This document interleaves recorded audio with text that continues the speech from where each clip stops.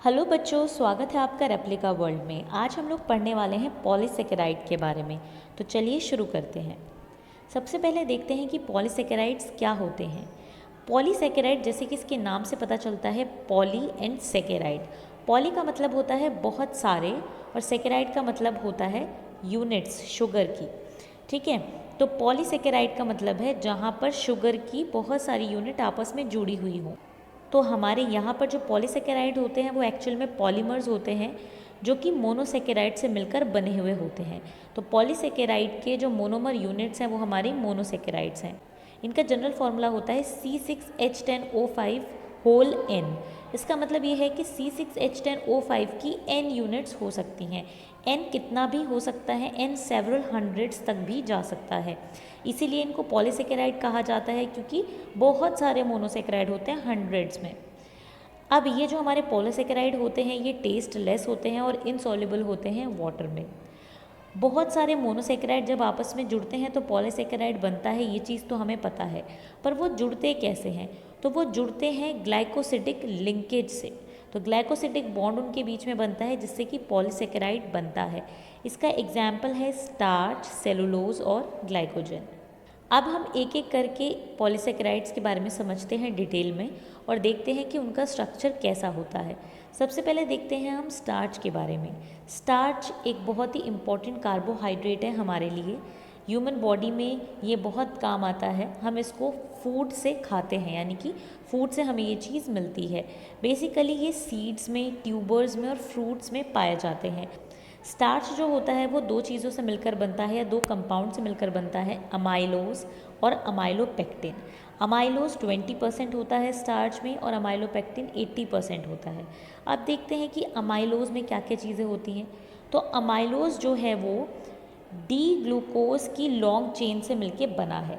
तो अमाइलोज किससे मिलकर बना है? डी ग्लूकोज की लॉन्ग चेन से मिलकर बना है। और ये डी ग्लूकोज जो है ये एल्फ़ा है, यानी एल्फ़ा डी ग्लूकोज से मिलकर बना है अमाइलोज। अब ये जो ग्लूकोज हैं ये एक दूसरे से कैसे कनेक्टेड है? पहले वाले ग्लूकोज का फर्स्ट कार्बन और जो उससे लिंक दूसरे वाला ग्लूकोज है उसका फोर्थ कार्बन।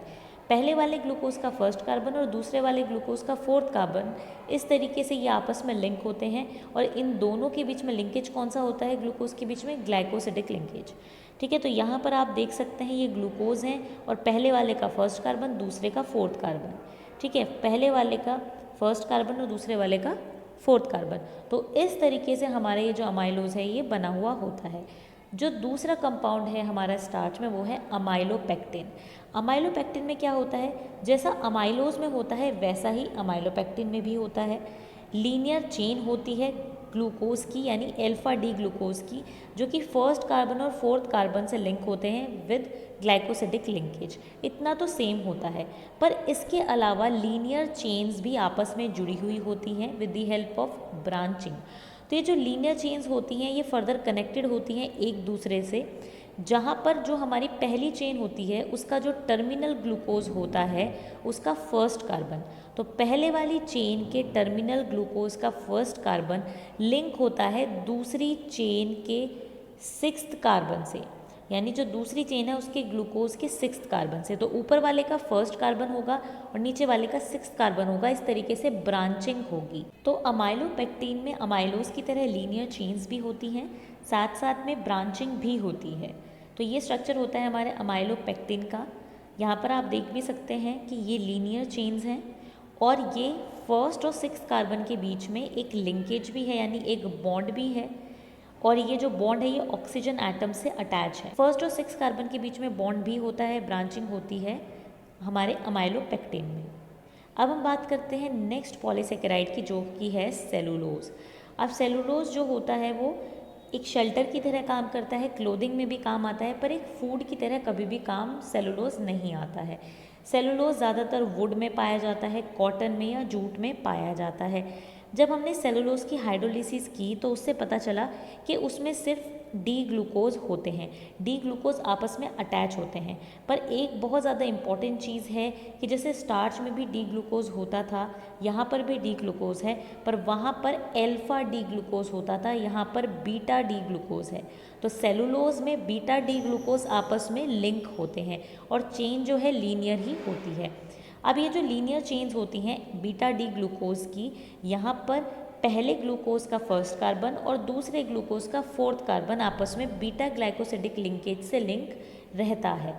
अब ग्लूकोज आपस में लिंक तो रहता है, इसमें एक इम्पॉर्टेंट चीज़ है सेलुलोज में कि ये जो लीनियर चेन्स होती हैं ये साइड बाय साइड अरेंज हो जाती हैं बंडल्स की फॉर्म में, ठीक है। Linear chains side by side arrange हो जाती हैं और ये आपस में जुड़ी रहती हैं हाइड्रोजन बॉन्ड से, और इस तरीके से फिर यहाँ से सेलुलोज बनता है।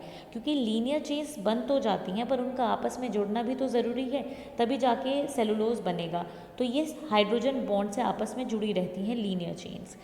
तो यहाँ पर आप देख पा रहे हैं ये सेलुलोज का स्ट्रक्चर है इस तरीके से, ये लीनियर चेन है जहाँ पर बीटा डी ग्लूकोज आपस में लिंक हैं C1 और C4 कार्बन से वाया ग्लाइकोसिडिक लिंकेज।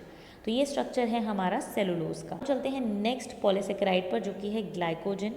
ग्लाइकोजन जो है वो एनिमल बॉडी में स्टोर रहता है। जो ग्लाइकोजन है वो एनिमल बॉडी में स्टोर रहता है। हम ये बोल सकते हैं कि कार्बोहाइड्रेट एनिमल बॉडी में ग्लाइकोजन की फॉर्म में स्टोर रहता है।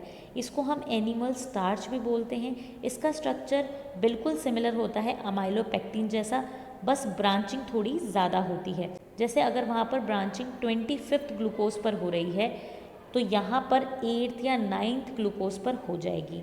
तो फ्रीक्वेंट होती है यहाँ पर ब्रांचिंग, वहाँ पर इतनी ज़्यादा ब्रांचिंग नहीं होती है अमाइलोपेक्टिन में, यहाँ पर ज़्यादा होती है। बाकी स्ट्रक्चर जो है वो सेम होता है अमाइलोपेक्टिन जैसा।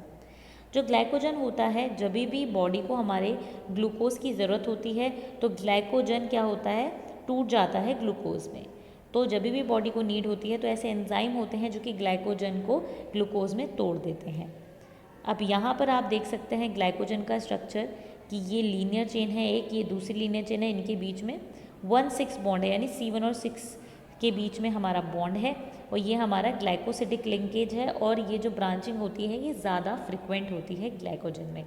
तो बच्चों इस तरीके से ये स्ट्रक्चर हो जाता है हमारा ग्लाइकोजन का। तो इस तरीके से ये कुछ हमारे पॉलीसेकेराइड्स थे।